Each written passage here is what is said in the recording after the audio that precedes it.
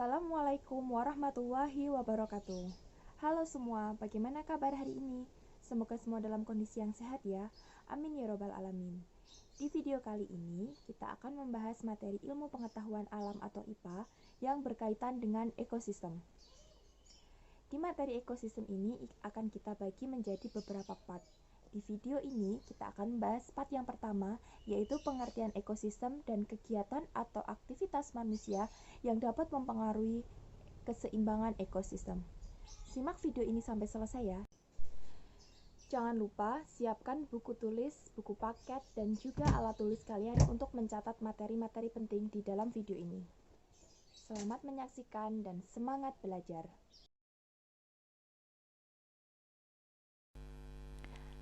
Assalamualaikum warahmatullahi wabarakatuh. Halo, hari ini kita akan membahas materi IPA tentang ekosistem. Di materi IPA ekosistem ini, kita akan bagi menjadi beberapa part. Karena jika dijadikan satu, video ini akan sangat panjang, sehingga kita buat part 1, part 2, dan seterusnya. Untuk bagian ini, di part 1 kita akan membahas tentang kegiatan manusia yang mempengaruhi ekosistem atau mempengaruhi keseimbangan ekosistem. Namun sebelum kita harus tahu dulu, apa sih pengertian dari ekosistem itu? Ekosistem adalah hubungan timbal balik antara makhluk hidup dengan lingkungannya. Bisa juga tempat berlangsungnya hubungan antar makhluk hidup. Keseimbangan ekosistem di alam dapat terganggu karena kegiatan manusia. Keseimbangan ekosistem ditandai dengan terdapatnya aliran rantai makanan yang tidak terputus di dalamnya. Nah, di dalam keseimbangan ekosistem ini ada beberapa hal yang akan kita bahas. Yang pertama, aktivitas manusia yang mempengaruhi keseimbangan ekosistem. Kemudian, pemanfaatan hewan dan tumbuhan yang mengarah ke ketidakseimbangan ekosistem. Kemudian hewan dan tumbuhan yang mendekati kepunahan, pelestarian hewan dan tumbuhan. Nah, untuk video kali ini kita akan lebih detailkan dan fokus kepada kegiatan manusia atau aktivitas manusia yang mempengaruhi keseimbangan ekosistem.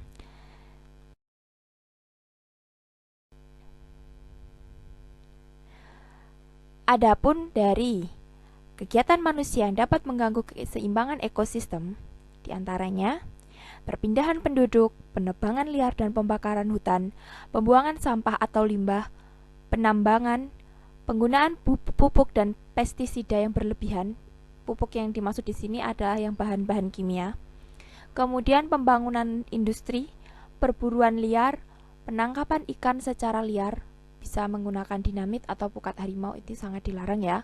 Kemudian pengeboran minyak di laut, dan perusakan terumbu karang. Oke, kita akan bahas satu persatu. Nah, untuk yang pertama yang akan kita bahas adalah langsung saja penebangan liar dan pembakaran hutan. Kita tahu negara kita ini sangat luas sekali wilayahnya. Hutan di daerah Kalimantan, Sumatera itu sangat luas. Nah, tidak hanya di Kalimantan dan Sumatera ya, di Jawa pun juga banyak sekali hutan. Bahkan tempat-tempat tinggal kita ini, ladang, sawah, kemudian pegunungan, itu juga banyak sekali. Nah, apabila ada penebangan liar tanpa menanam kembali atau reboisasi, hanya asal tebang, tidak tebang pilih, semua tumbuhan atau semua pohon ditebang, itu akan berdampak buruk kepada lingkungan. Nah, penebangan hutan secara liar mengakibatkan wilayah resapan air itu berkurang. Tanah tidak terlindungi. Nah, tanpa akar, tumbuhan yang tadinya mampu menyangga tanah akan mudah longsor. Nah, tadi kalau tanah itu akarnya itu sudah tidak ada, akar yang menyangga tanah itu tadi sudah tidak ada, akan mudah longsor. Lalu penebangan hutan secara liar tadi yang tidak tebang pilih, asal semuanya ditebang, akan mengakibatkan banjir. Yang banjir itu juga nanti berdampak buruk juga kepada manusia itu sendiri. Nah, pembakaran hutan juga dapat menyebabkan pemanasan global. Nah, sekarang kita tanya dulu nih, apa yang dimaksud dengan pemanasan global? Pemanasan global biasa disebut juga dengan efek rumah kaca, yaitu suatu fenomena alam yang ditandai dengan suhu permukaan bumi semakin meningkat. Nah, hal demikian terjadi karena wilayah hutan yang semakin menurun. Jadi, pemanasan global itu artinya bumi itu tidak memiliki tumbuhan atau pohon-pohon yang melindunginya dari paparan sinar matahari yang sangat menyengat. Nah, berarti penebangan liar dan pembakaran hutan ini saja sudah mengakibatkan banyak sekali bencana ya. Bisa banjir, kemudian tanah longsor, bisa juga pemanasan global atau efek rumah kaca. Ya kan? Oke, kita lanjutkan untuk yang kedua. Pembuangan sampah dan limbah. Sampah dan limbah kalau di daerah desa mungkin itu sedikit tidak terlalu terlihat ya. Kita bisa membakar atau kita bisa membagi-bagi sampah itu. Tapi jika di kota-kota besar, sampah atau limbah ini akan sangat nampak sekali di aliran-aliran sungai, di pinggir-pinggir jalan. Sebenarnya sudah ada tong sampahnya juga. Nah, tapi jika buang sampah dan limbah itu tidak pada tempatnya atau melebihi kapasitas dari dari tempatnya, itu juga akan menimbulkan kerugian, bisa menyumbat aliran air. Nah, dan seterusnya ya. Nah, sampah atau limbah ini biasanya mengandung zat kimia yang berbahaya bagi makhluk hidup. Jika manusia membuang sampah atau limbah secara sembarangan, misalnya membuang sampah ke sungai, maka sungai menjadi tercemar dan airnya tidak dapat digunakan. Akibatnya, makhluk hidup yang bergantung pada air sungai akan kesulitan mencari air bersih, padahal air bersih sangat diperlukan. Nah, jadi perkara membuang sampah itu pun kita tidak boleh seenaknya, ya kan? Tidak boleh semaunya. Semua harus terbiasa bahwa sampah itu harus dibuang di tempatnya, tidak boleh sembarangan, ya kan? Misalkan tidak ada tempat sampah, bagaimana? Ya kita simpan dulu di saku ataupun di tas ataupun di dompet ataupun yang lainnya dulu. Nanti kalau kita sudah menemukan tempat sampah, nah baru kita buang, gitu ya. Oke, kita lanjutkan. Untuk yang selanjutnya yaitu penambangan. Penambangan di Indonesia, usaha penambangan telah mengakibatkan 10% dari kerusakan lingkungan hutan nasional. Nah, di Indonesia sendiri ya sudah ada yang melakukan penambangan ini secara besar-besaran. Salah satu contohnya adalah penambangan emas. Metode penambangan terbuka atau open pit yang diterapkan telah mengubah hutan hujan lebat menjadi gurun tandus dan mati, sehingga tidak ada lagi tumbuhan yang bisa hidup di sana. Nah, berdasarkan Undang-Undang Nomor 41 Tahun 1999 tentang penambangan melarang penambangan terbuka dilakukan di hutan lindung. Ironisnya, 90% dari penambangan terbuka dilakukan di hutan lindung. Selain menyebabkan area hutan rusak dan erosi, kegiatan penambangan juga menyebabkan sungai menjadi keruh dan coklat akibat limbah yang dihasilkan lebih dari itu. Zat kimia berupa air raksa yang digunakan dalam penambangan emas dapat membunuh ikan dan hewan lain yang hidup di sungai. Penambangan jika berlebihan pun juga tidak diperkenankan dan tidak baik untuk lingkungan ya. Oke, sekarang kita lanjutkan untuk kegiatan atau aktivitas manusia lainnya, yaitu penggunaan pupuk dan pestisida berlebihan. Nah, bahan kimia yang berlebihan itu juga tidak baik. Nah, pupuk itu kan merupakan zat tambahan yang diperlukan tanaman. Pupuk dapat berupa organik yang berasal dari kotoran hewan, mungkin bisa misalnya hewan kambing, sapi, ya kan, kerbau, dan pupuk anorganik dari bahan kimia. Pupuk anorganik itu biasanya seperti urea, ponska, dan seperti itu yang menggunakan bahan-bahan kimia. Kemudian pestisida itu adalah zat beracun pembasmi hama tanaman seperti serangga, virus, cacing, parasit, jamur, dan lain-lain. Jadi untuk membunuh hama, si serangga, virus, dan lain sebagainya tadi, petani atau masyarakat menggunakan pestisida, zat yang bisa membunuh atau membasmi hama tersebut.